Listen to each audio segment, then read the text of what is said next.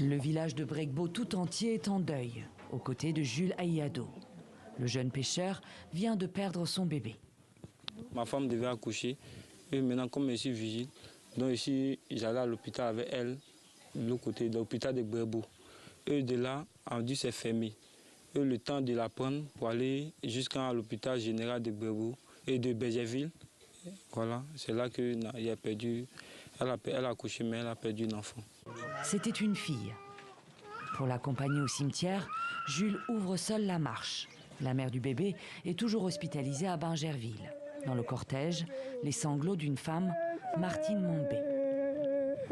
Habituée à accoucher les villageoises, elle était aux côtés de la maman toute la nuit. Pour Martine, l'enfant pouvait être sauvé.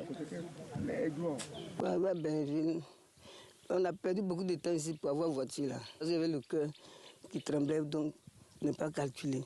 Dès qu'on allait arriver à Bergerville, il était 23h minuit. La nuit, même si tu es sérieux, tu prends une voiture pour t'accompagner à l'hôpital, tu prends 2000. Des fois, ils disent qu'ils ne vont pas.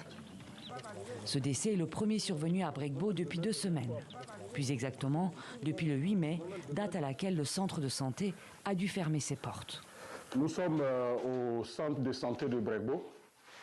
Ce centre de santé qui a fait l'objet de fermeture par le ministère. Construit en 1985 par les villageois eux-mêmes, ouvert 24 heures sur 24, ce centre offrait des soins de proximité à moindre coût, avec en prime des aides financières pour les plus démunis.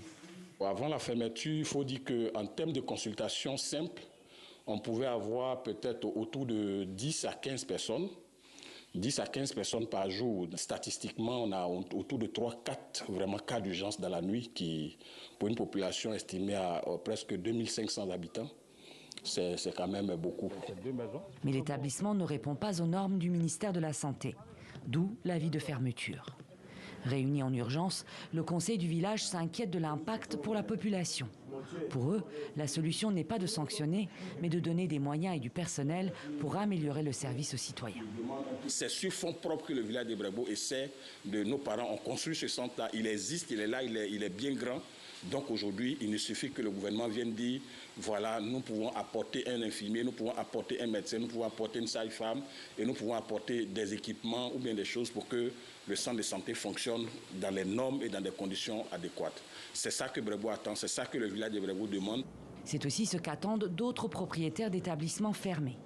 Convoqués par les autorités pour se mettre en règle, ils demandent plus de moyens, plus d'échanges et même plus de contrôles réguliers.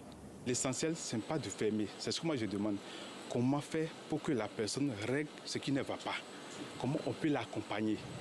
Pour le ministère de la Santé, les cliniques doivent d'abord se faire connaître des autorités pour être répertoriées. Des aides en termes de médicaments, d'équipements et de formation devraient être ensuite disponibles, notamment pour les sites situés dans des déserts médicaux.